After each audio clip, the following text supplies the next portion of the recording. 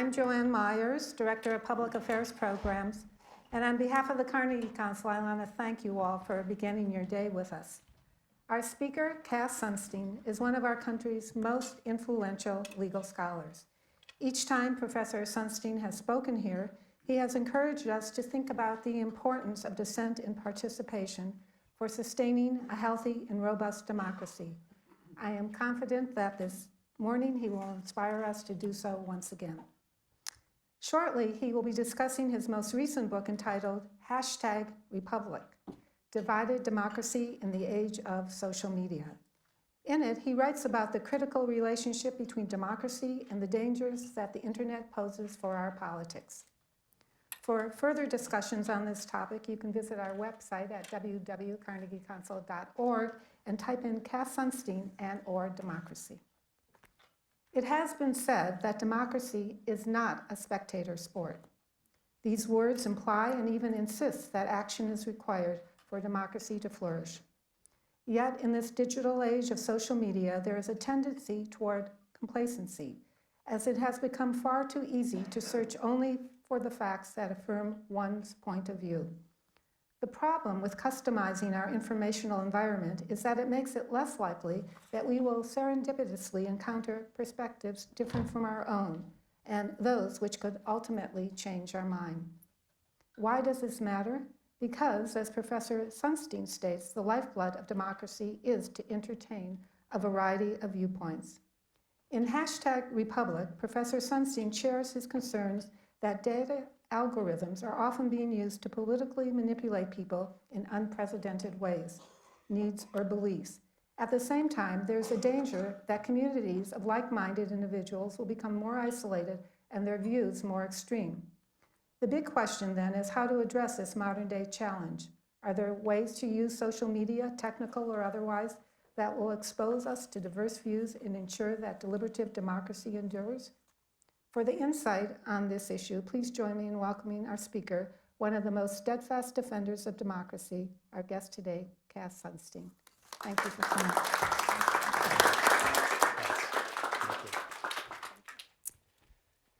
Thank you so much. Thank you all for coming so early in the morning. So I think everything I have to say is captured in 2 tales and 3 social science experiments. So you're going to hear 5 things. And there are 2 rivulets, which are the tales that led to this project. I was blessed or cursed to live in the Waldorf Towers for most of the last few years because my wife, Samantha Power, was U.S. Ambassador to the United Nations. And for a country boy from Waban, Massachusetts, suburban boy, it was pretty amazing to live in the Waldorf Towers. But more amazing was to be greeted every morning and every afternoon with an extremely cheerful, "Good morning, Mr. Power." "Good evening, Mr. Power. How was your day, Mr. Power?" As the Mr. Powers mounted, there was one person, one interlocutor, with whom I actually became friends. He was one of the concierges there and became a person with whom I talked about things other than how the weather was. And I thought I should actually tell him my name. So several months in, I said, you know, my name actually, it's Cass, Cass Sunstein. You can call me Cass or Mr. Sunstein, whatever you like, but my name is Cass Sunstein. And he looked at me and he said, "That's amazing. That's incredible. You look exactly like Mr. Power." And on reflection, what was noteworthy about that was that he was updating based on the prior convictions he had in a way that social scientists have studied. He was engaged in what's called Bayesian updating. Given his prior conviction that Samantha Power's husband was a little over 6 feet tall, just starting to lose his hair, and looked like this, it was more likely that there were twins walking around his building than that Ambassador Power's husband had a name other than Mr. Power. Now that exercise in information updating based on prior conviction actually tells us a lot, I think, about current debates, whether the issue involves immigration or the Affordable Care Act or terrorism. The second tale is serendipitous given the day. It's May 4th. I hope every one of you knows it is Star Wars Day. It's International Star Wars Day. And the predecessor to this book, and if you'll forgive me, we're going to get into Star Wars arcane matters. Stay with me, it won't last long. There was a debate between two of America's great screenwriters before the third movie, Return of the Jedi. And if you don't know anything about Star Wars, that's fine. The debate is what matters, not the content of the Star Wars narrative. Lawrence Kasdan, who is a sensational and I think in many ways deep screenwriter, said to George Lucas, Luke Skywalker in the third movie, he has to die. And George Lucas, namesake, not coincidentally, of Luke, said, Luke is not going to die. And then Kasdan said, okay, Princess Leia has to die. And then George Lucas said, you know what? Princess Leia is not going to die. And then Kasdan said, okay, Yoda has to die. And Lucas says, Kasdan, he's not going to die. I mean, maybe in a way, but he'll come back to life. Said, it's not nice going around killing people. At that point, Kasdan got deep in terms of his own convictions about the nature of art. And Kasdan said, George, art has more meaning if someone you love is lost along the way. The work binds itself to the audience if that happens. Someone really has to die for this work to have the kind of size that you want from it. And Lucas responded very quickly, I don't like that, and I don't believe that. Now those, in my view, are precious words. They're not like the words from the concierge at the Waldorf.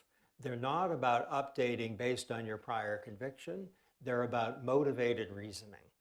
Notice the sequence in Lucas's words. I don't like that, and I don't believe that. Dislike precedes disbelief, and that tells us a fair bit, I think, about information processing in the modern era and also in the not so modern era, but most notably in the modern era where not liking and not believing can be instantaneous on your Facebook page or Twitter feed. Okay, those are the two tales. One is about updating based on prior conviction. The other is about motivated reasoning. Now I'm going to tell you about three experiments. The first is something I was engaged in a number of years ago in Colorado. And it involved two places, Colorado Springs and Boulder. Think of Boulder as like San Francisco or Cambridge or many places in Manhattan, which is to say left of center. And think of Colorado Springs as Trump country. It's conservative.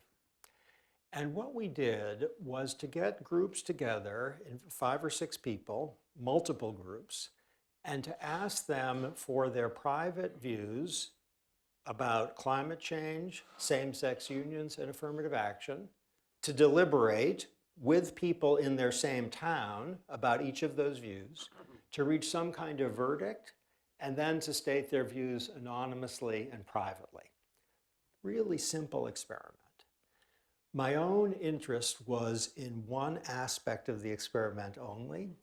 What would happen to the private anonymous views of the people in Boulder as a result of brief conversations with other people in Boulder about the 3 issues? And similarly, what would happen to the private anonymous views of the people in Colorado Springs on the 3 issues? And as a little kind of experiment, which we won't conduct formally, maybe you can imagine to yourself what sort of shift you would predict would happen in Boulder and what sort of shift you would expect, if any, to happen in Colorado Springs. Okay, what happened for all of our groups was exceedingly simple, and it was the same thing.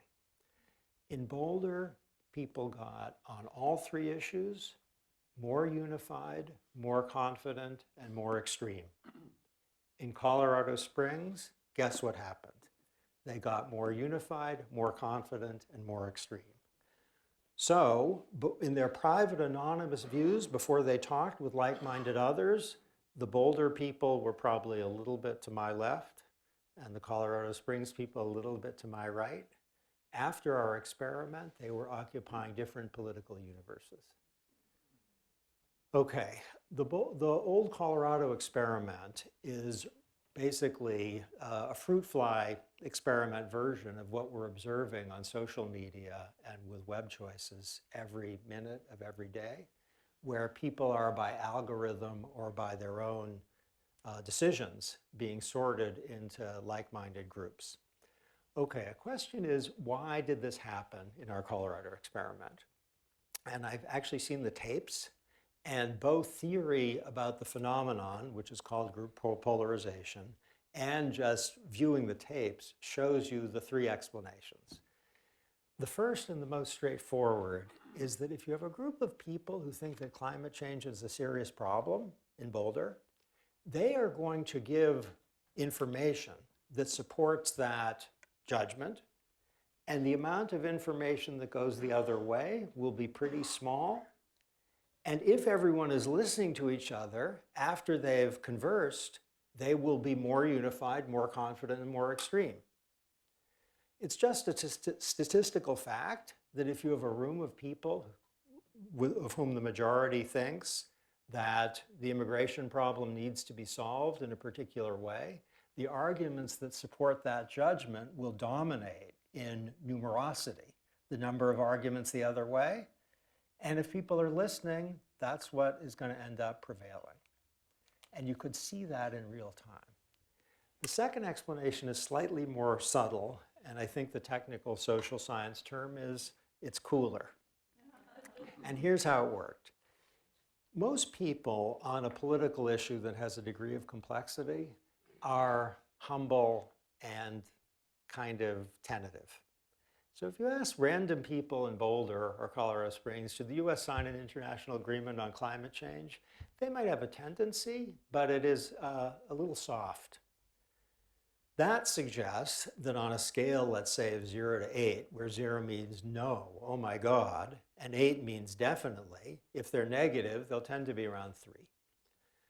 But if someone in the room corroborates their initial conviction, then they will become clearer in it.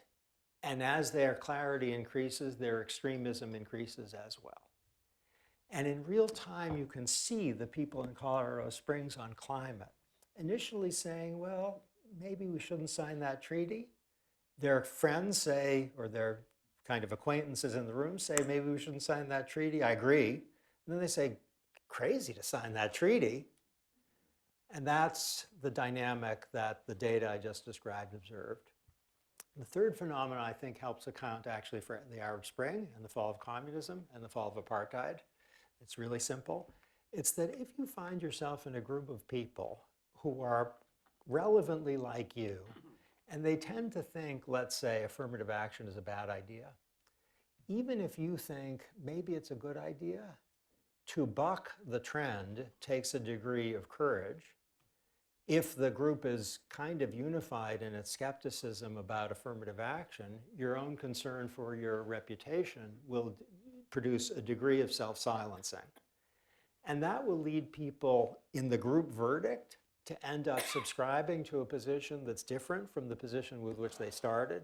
Then if they're asked anonymously what do they think, it's a little embarrassing to say, actually, I don't think the thing I just said publicly, which means that the reputational pressure leads to a public conviction, which leads to a distortion of the anonymous statement. Okay, that's experiment 1. Experiment 2 is, I think, more startling. And it's now been corroborated with reams of data.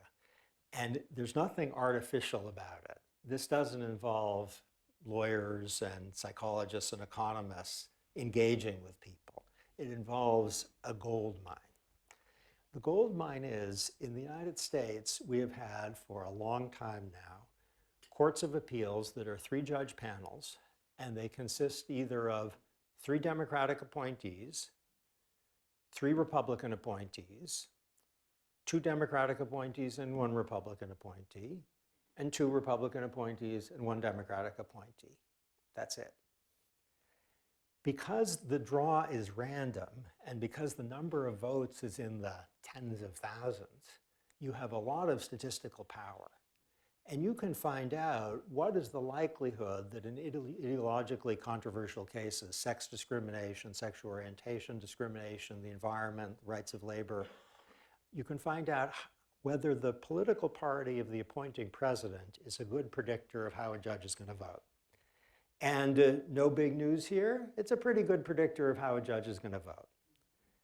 But, and this is a way into the finding I'm going to highlight here, as good and often a better predictor of how Judge Smith is going to vote than whether Judge Smith was appointed by Clinton or Bush. If you want to know how Judge Smith is going to vote, don't ask whether Judge Smith was appointed by Clinton or Bush. Do ask, who appointed the 2 other judges on the panel with whom Judge Smith is sitting? Judge Smith's vote is better predicted by the political affiliation of the president who appointed the 2 panel colleagues than the political affiliation of the president who appointed Judge Smith. Okay, to make this more vivid, I'll give you some concrete numbers. The distance between the liberal voting patterns of Republican and Democratic appointees across a very large data set is about 13%. Liberal votes, 38% from Republican appointees, 51% by Democratic appointees. You don't take that to the bank, but that's basically what it looks like. If a Republican appointee is sitting with 2 Republican appointees and a Democrat is sitting with 2 Democratic appointees, that 13-point disparity often grows to a 30 to 40% disparity, which is to suggest on an RRR panel, if the Environmental Protection Agency is being challenged by coal companies, good luck, Environmental Protection Agency. In a sex discrimination case, if General Motors is being sued by a woman before a DDD panel, that woman is highly likely to win. Now, from the standpoint of the rule of law, this is very disturbing, yes, that the random draw has such power. But for present purposes, I've just described the Colorado experiment in a most unlikely place, the federal judiciary. DDD panels are Boulder and RRR panels are Colorado Springs. And where an issue isn't political, it involves law, which is supposed to turn on something other than political predilection. It turns out that the echo chamber effect is kind of brutally effective in determining outcomes. Now, what makes this startling, and that's the word I used, is something I still have a very hard time wrapping my mind around. Imagine it's a case involving the rights of a labor union, and it's a DDR panel, 2 Obamas and a Bush. The Ds have the votes. You only need 2.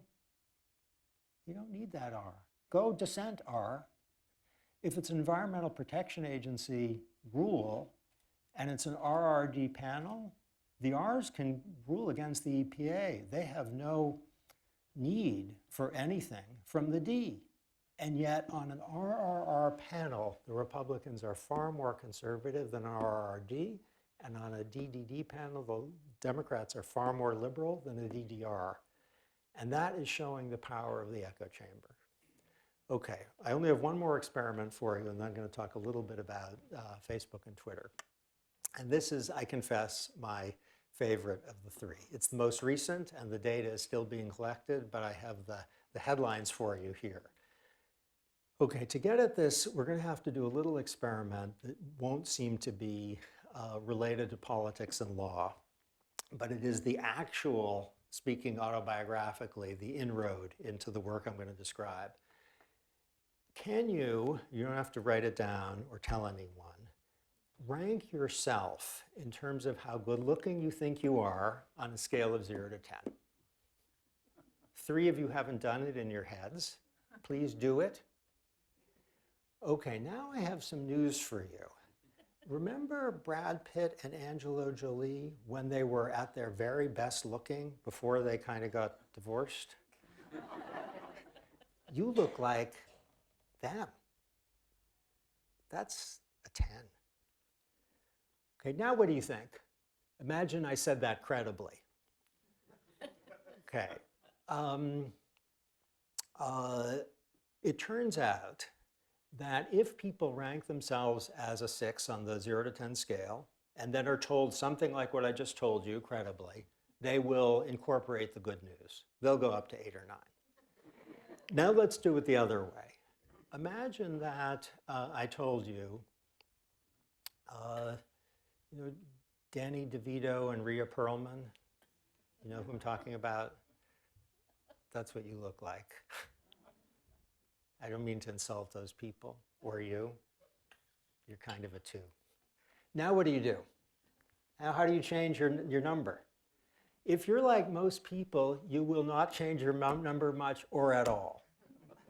That with respect to looks, and this has been tested robustly, people will update with good news and they will ignore bad news.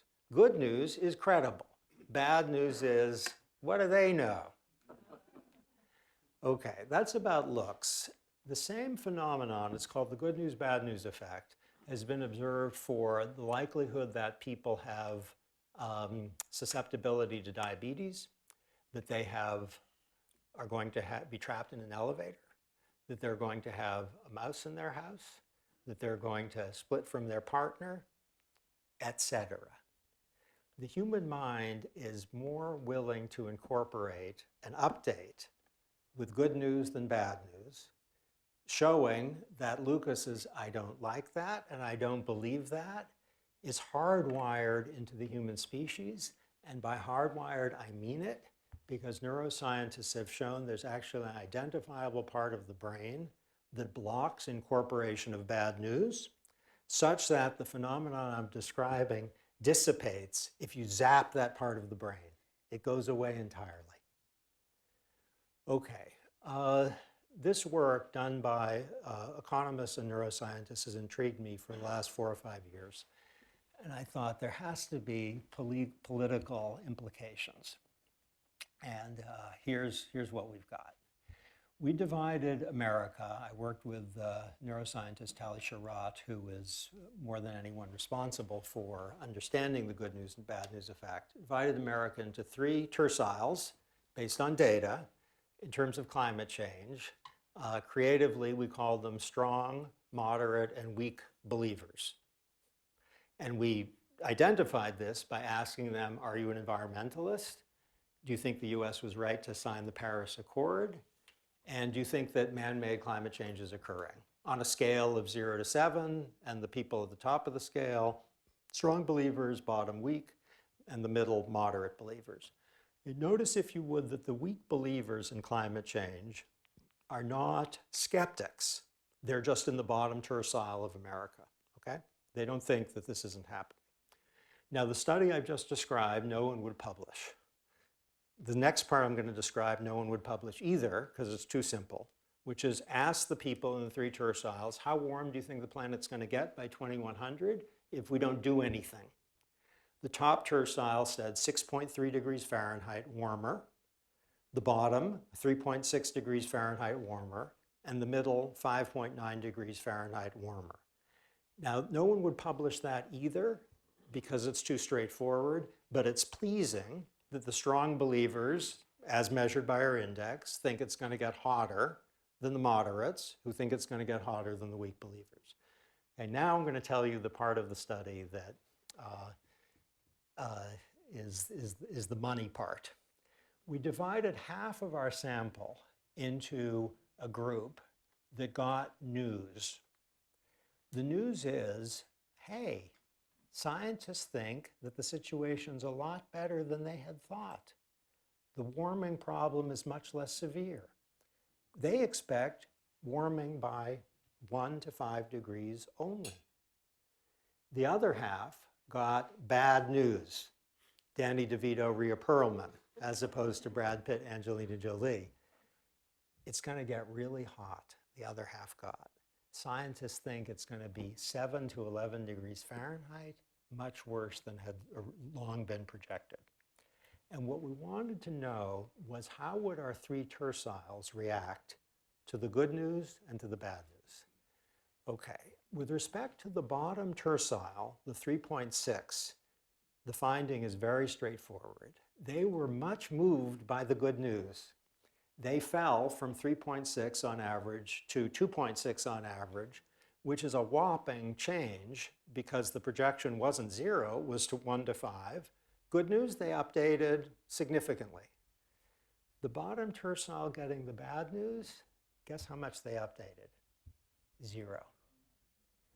And this isn't climate skeptics. This is Americans who think it's going to get hotter. But the 7 to 11 degrees, that had no impact on their judgments. Now, in terms of the political dynamics of information updating, what I've just described to you strikes me as instructive. In terms of social science, it's basically replicating the good news, bad news effect, which we've known about for Mouse in the House or Trapped in the Elevator or How Good Looking Are You? The bottom tercile finds that bad news is uninstructive and good news is, oh my God. The top tercile, what do you think would happen with them? If they are like everybody else in all the other experiments, they would show the same pattern, but they didn't. The top tercile of Americans, by our measure, were highly responsive to the bad news. Hearing the 7 to 11 degree estimate, their own judgment leaped from 6.3 to 8.3.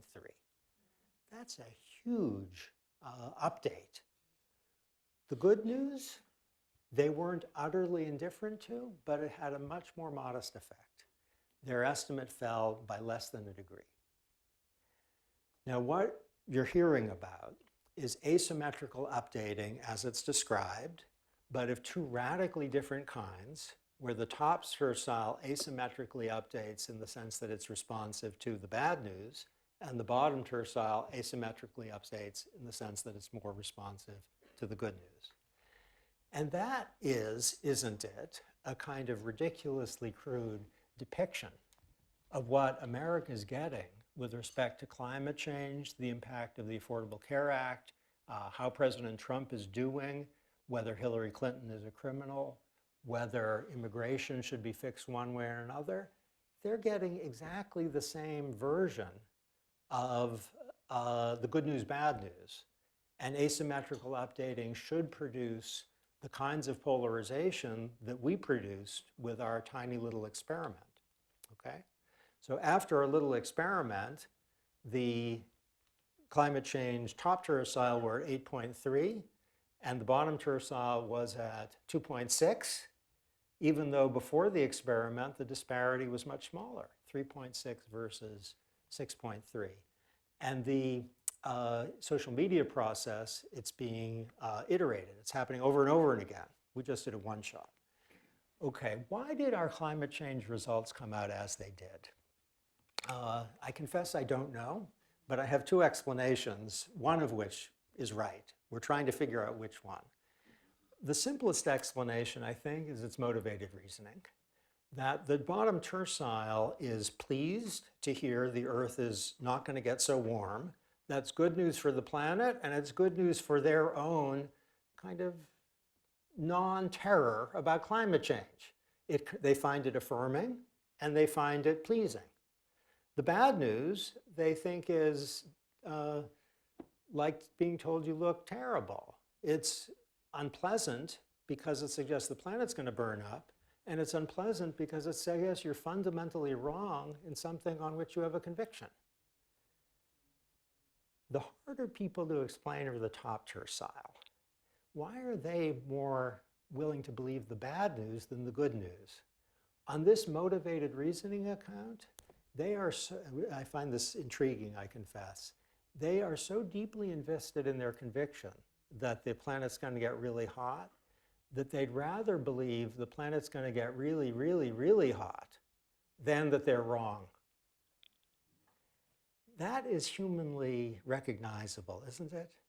Where, whether you're on the right or left, to find that the thing that worries you actually is a non-problem is not pleasing, even though it's actually very good news for America and the world. Okay, that's the George Lucas, I don't like that and I don't believe that account. The other one is the Waldorf. That's amazing, that's incredible. And the other account would be just given people's prior convictions, where the strong believers think, it's going to get really hot. When they see prominent scientists think otherwise, they think to themselves, who paid for that? Exxon? It has no credibility. Whereas when they get the news it's going to get really hot, they say, oh, it's even worse than I thought. It's a little like if you read something saying dropped objects don't fall, that's not going to move you to disbelieve in gravity. Whereas the weak believers, if they hear prominent scientists conclude it's going to be 7 to 11, they think that's completely ridiculous, that's environmental nuts, that's not real science, that's junk, and they dismiss it, like my Waldorf guy did, and it's not irrational, given their prior conviction. And if they hear, actually, it's not going to get so hot, they think, oh, that's real science. It's better than I thought. Okay, now let's talk about Facebook by way of conclusion. What I'm going to do is juxtapose Facebook with Jane Jacobs. Facebook had a post in 2016, pretty recent, in which it described its newsfeed and the core values that animate it. And what it said is, imagine that you are given thousands of news stories and that you're in a position to choose 10 or a few that interest you. Shouldn't you be able to? You should get something that's unique, subjective, and personal, that's yours. That's the value of the news feed, and that's what we're trying to achieve. Okay, Facebook is a company for which I have a lot of admiration, both because it's providing something great and because the people there are completely amazing. But the lack of self-consciousness about the celebration of the architecture of control is what I want to put a spotlight on. What Facebook is doing in 2016 in celebrating the unique and personal and subjective is basically having kind of a bunch of balloons descend about the creation of what in 1990s technology specialist Nicholas Negroponte from MIT called the Daily Me, urging that technology would ultimately enable us to create, the Daily Me doesn't mean the main newspaper, it means the daily you, me, completely personalized, yours. And Facebook is saying that's what the news feed does. And I think the technical response to Facebook's statement of its core values is WTF. Is that, if you don't know what that means, good. Let's try OMG, which is the G-rated version, oh my God, in the sense that that's a conception of what a news feed should look like that takes a stand in favor of an architecture of control which couldn't be more opposed to, this is the kind of year of Alexander Hamilton, to Hamilton's conception of self-government, which celebrated heterogeneity and diversity and the forms of jarring that come from, that's his word, jarring, that come from, in a good way, jarring in a productive way, that come from encounters with diverse others. Okay, Jane Jacobs had a different vision in her prose poem about the death and life of the great American cities. Jacobs was writing about the architecture that New York or Berlin or Paris or San Francisco have. And what she urged was that people can be acquaintances with, on familiar terms with, others who have life stories or current experiences or tragedies or joys that are completely different from their own. And what Jacobs celebrated was the fact that serendipitously you might turn a corner in New York and see someone who has a job or a project or a store or a product to sell or a complaint to make, whom you never would have chosen to see, but that person might change your day, conceivably your month, and in some cases, your life. And if you think to yourself, I'm going to take a little gamble here, about how you ended up where you are in life, whether it involves job or focus or friends or partners, the extent to which serendipitous encounters produce that thing tells a tale of life's narratives and democratic self-government too, that Facebook's statement of core values, I think, can't capture. Okay, that's Jane Jacobs. Our hero, the hero of these remarks, is both Jacobs and John Stuart Mill, who urged that in the present low state of improvement, he wrote a long time ago, it cannot be emphasized enough the importance of people encountering those dissimilar from themselves and living lives and having experiences unlike those with which they are familiar. Those encounters are and have always been one of the primary sources of progress. Thanks.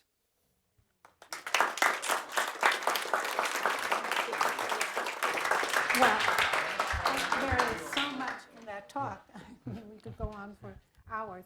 But I'd like to open up the floor to questions, and I just ask that you identify yourself and try to keep your question brief. I'd just like to say one thing. Maybe serendipity was coming here and listening to you today. That will change our lives too. So, it's Susan. Susan Gittleson. That was fascinating, and your presentation is beyond belief. But you left us with a dilemma, which is, what can be done about this? How do we change it? Social media is getting stronger and stronger. What about those of us who come and are only too glad to meet new people around the table, whatever, and have discussions? Okay, so the book is a pretty dark book, but there are a few ideas. So there's institutions and there's individuals. In terms of institutions, if you look at the remarks from Facebook's leadership in the last months, they are on this problem. And they recently made an announcement with respect to both fake news and the news feed that are, alert to the advantages of an architecture of serendipity. So they recently tweaked their news feed in such a way that the related articles you're going to get aren't basically the daily you. It's going to be stuff on the topic, but it's not going to just tell you what you already think. It's not going to be the Colorado experiment. And the New York Times has recently created a feature which is basically, see the other side. And they have it, I think, every Friday, where you have stories from different points of view, and it's presented in self-conscious urging readers see lots of different stuff. There's been, at the intersection of technology and democracy, there's been a flood of innovation just in maybe the last 8 weeks, where you can get on your cell phone something called Read the Other Side, which shows you as you use the app whether you're getting bluer and bluer and bluer, or redder and redder and redder. And if you get really blue or really red, there will come a warning saying, and don't ask me how I know that. And the range of entities that are doing these things is very large. So if one is involved in communications provision, as a number of people in this room are, at with either a small little startup or with something large, you can do stuff like this. At the individual level, a lot depends on what kind of culture we have. So if we have a culture that celebrates self-sorting, either through voluntary choice or through acceptance of algorithms into stuff, than to be alert that you might be actually getting into a DDD panel. That can shift you a bit. And maybe in the recent election, the fact that many Americans are uncomprehending of how anyone could have voted for Secretary Clinton. And many Americans are, how could someone who's sane vote for Donald Trump? And that's a problem, because the millions of people who voted for each of them, most of them don't have a problem of mental illness. So, well, maybe I can get a little more specific by saying that the data suggests that the percentage of Democrats and Republicans who would be unhappy if their child married someone of a different political party is actually quite high. About a third of Democrats and nearly half of Republicans. Whereas a number of decades ago, the percentage was trivial. In fact, people would be much more content if their child married someone of a different skin color than if their child married someone of a different political party. Now, along one dimension, that's fantastic progress, but it suggests something into which the phenomenon I'm discussing feeds. And each of us can think, that's ridiculous, and we can counteract it in a little way. And since every big macro thing has micro foundations, a little act of that's ridiculous can move a bit, the macro.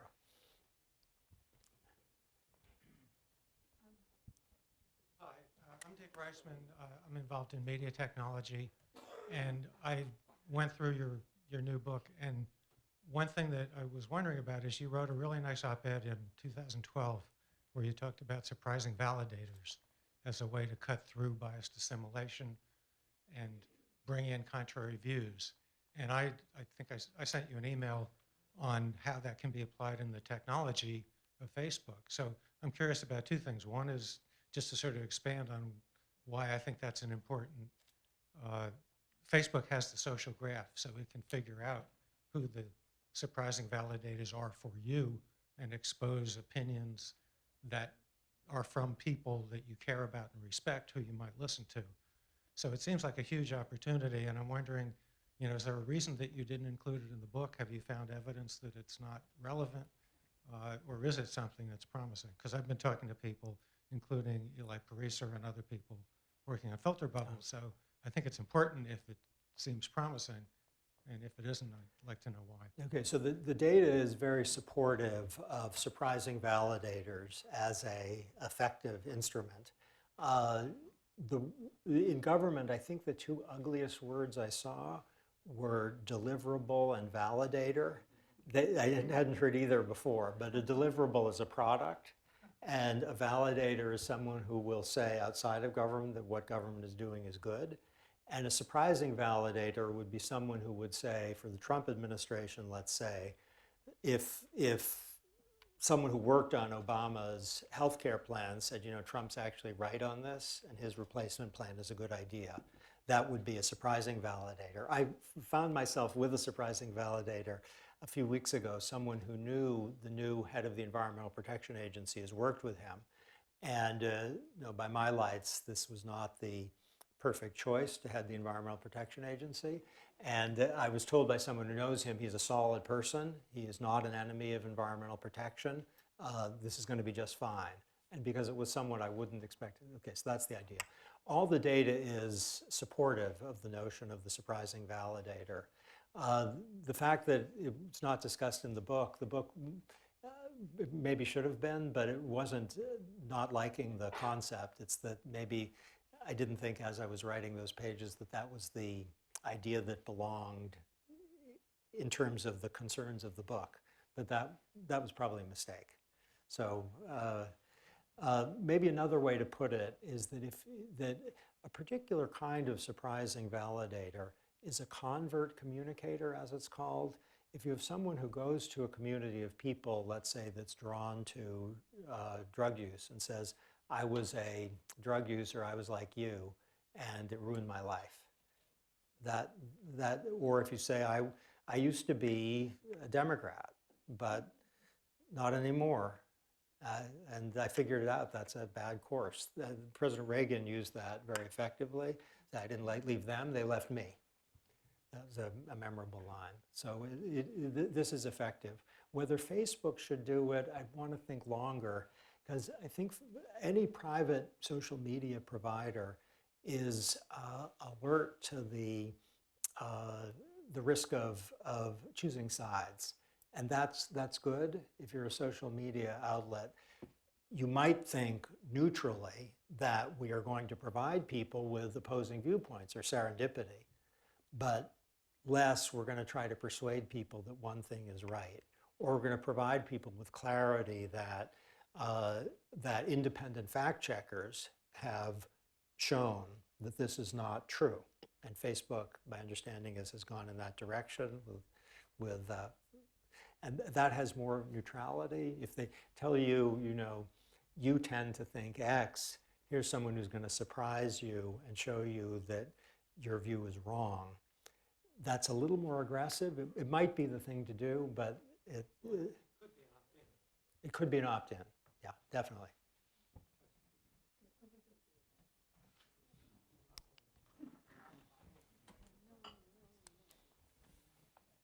Don Simmons. 50 years ago, we all read, many of us, The Hidden Persuaders.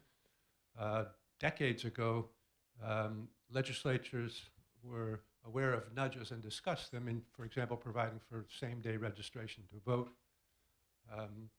Utility theory has a long time ago identified risk aversion, but behavioral economics is now much more interesting and widely followed new branch of knowledge.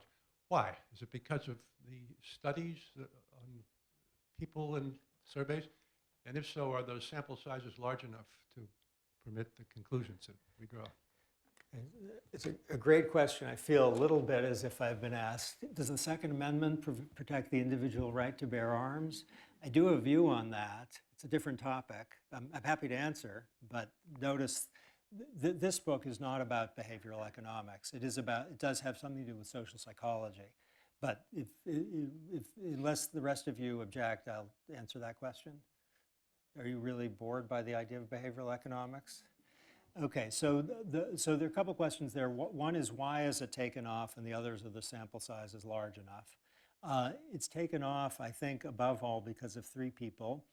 Daniel Kahneman, Amos Tversky, and Richard Thaler. Kahneman won the Nobel. Tversky would have won the Nobel with him. Thaler hasn't won the Nobel. He's been robbed. And what they did was, with more rigor than anyone before, had systematized departures from expected utility theory. And risk aversion actually is a misdescription of what people are like. They're loss averse. With respect to gains, people are risk-seeking. With respect to losses, they're loss averse. So risk averse for losses, risk-seeking for gains. So that's, I may have that opposite. It depends on whether we're talking about moderate or low probabilities or high probabilities. This gets very specific.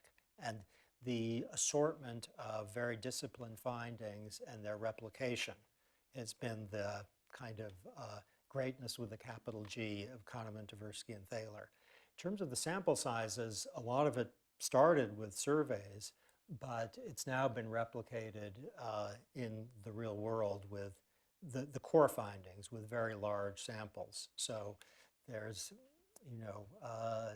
studies of whether teachers are responsive to a promise of a bonus at the end of the year.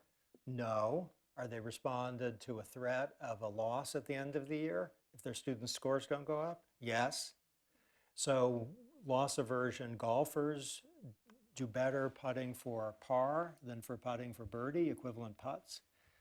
If the average PGA golfer putted as well for birdie as for putt, he'd make $1 million more a year. These are putts of the same length.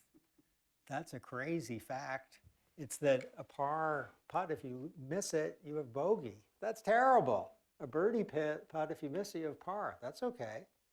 And so that's a loss aversion without a survey in the real world. And I've given you the teacher and the golfers, but there are a zillion. So The replication in the real world is really important, but on the core findings, we have that.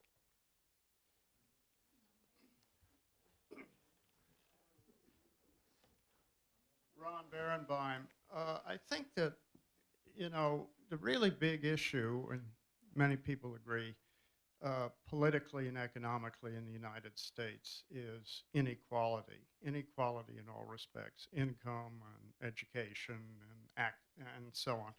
Now, the internet has a tremendous capability to reduce that inequality by virtue of access to information.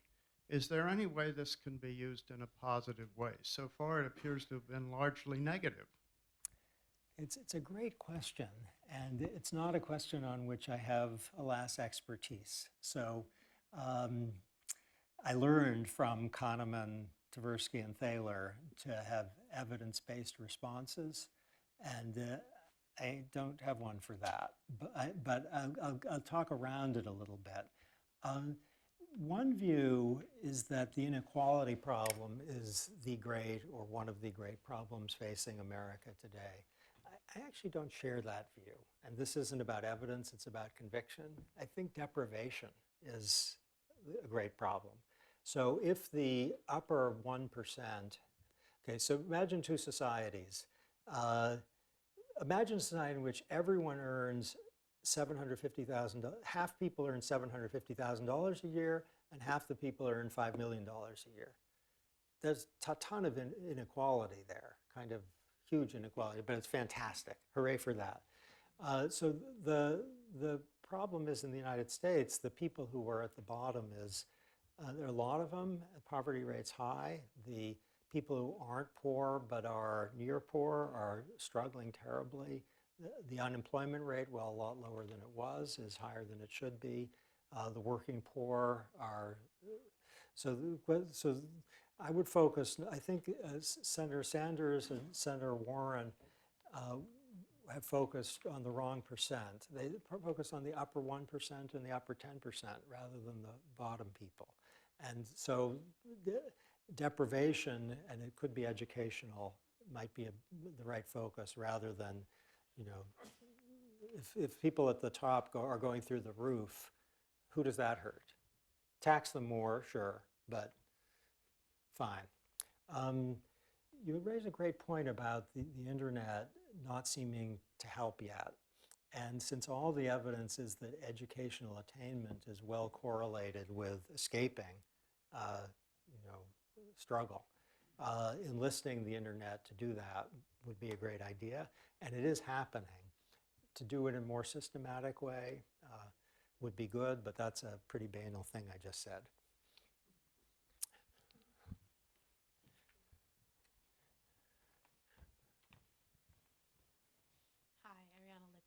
I was wondering if you found anything significant with people who base their convictions in religion, and as opposed to something like climate change.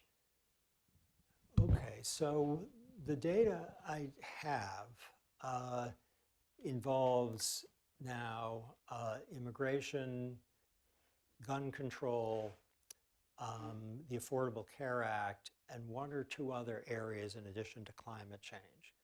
And what we're observing is regularly the good news, bad news effect, as in the how good looking are you, so that people are more responsive to good news than to bad news. There's asymmetrical updating. And things that are like the opposite for the climate change, where people are more responsive to bad news and good news, but that's a less robust finding in the other areas. So if you're with me, the good news, bad news effect, asymmetrical updating where people are more responsive to things that please them than things that displease them, that seems all over the political map. The opposite finding, where people are more responsive to bad news than good news, is clear in the climate change area, and there's suggestive evidence of it in other areas, but it's not as powerful as what I told you about. To give you an example, I would expect that if people who like the Affordable Care Act are told it's working great, the number of people whose premiums are going up is much smaller than was thought, they would be much more responsive to that than if they heard it's working terribly, that people are paying a ton more because of the Affordable Care Act. And we are observing that, but it's less stark than what I told you about. This is a long-winded way of saying that my expectation is the religion effect would be dominated by the good news, bad news effect. So there's an old study called When Prophecy Fails, which is a study of religious believers of a admittedly exotic sort who thought that the world was going to come to an end. When it didn't, they said either, yeah, we were responsible for it not coming to an end, or God adjusted his plans. And they worked very hard to make sure that their beliefs were unaffected by this belief-destroying non-event, the end of the world. The idea is that the two mechanisms, which are prior convictions being rationally the foundation for how people update. If you read something saying the Holocaust didn't happen, Hitler didn't kill a single Jew, that's not going to move you, right? That's rational. It's not necessarily, I don't like that and I don't believe that. But if you hear your child is actually much less competent than you think, I don't like that and I don't believe that. Those are our two mechanisms. And for religious believers of whatever kind it is, it should be exactly the same. And so if you're an atheist and then something happens and you're a committed atheist, something happens that is very hard to explain, except by reference, let's say, to Christianity, either you'll update, like my guy at the Waldorf, meaning you won't, or you'll say, I don't like that, I don't believe that. And if you're a religious believer, then the seeming contradiction of your religious conviction will be taken as displeasing and therefore not credible, or is easily folded into the conviction. And with respect to atheists and believers, that's daily, isn't it? Jim, last question. Jim Starkman. Since all the forces that you've described have come to bear on the recent election and on future elections, what is your conclusion about the net direction of social media on likely outcomes going forward, since you have the broadest possible sample in the electorate, and you have all the forces, negative surprises, positive, negative surprises, etc., at play?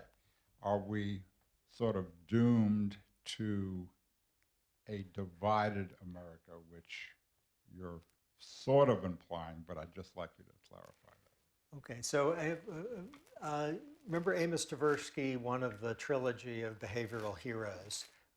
He said he was an optimist, and it's rational to be optimistic, because if you're a pessimist, you suffer twice.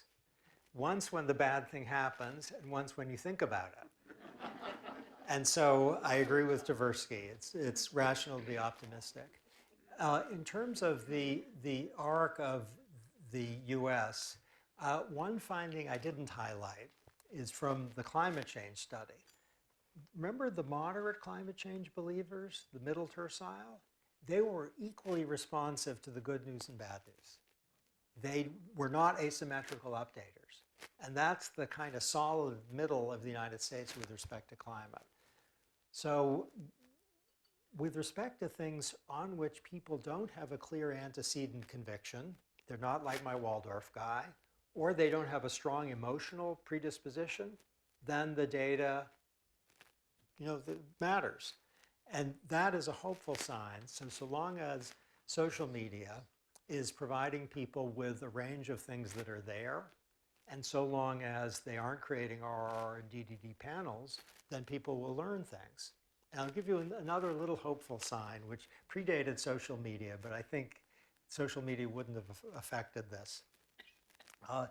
The previous generations' climate change problem really was depletion of the ozone layer.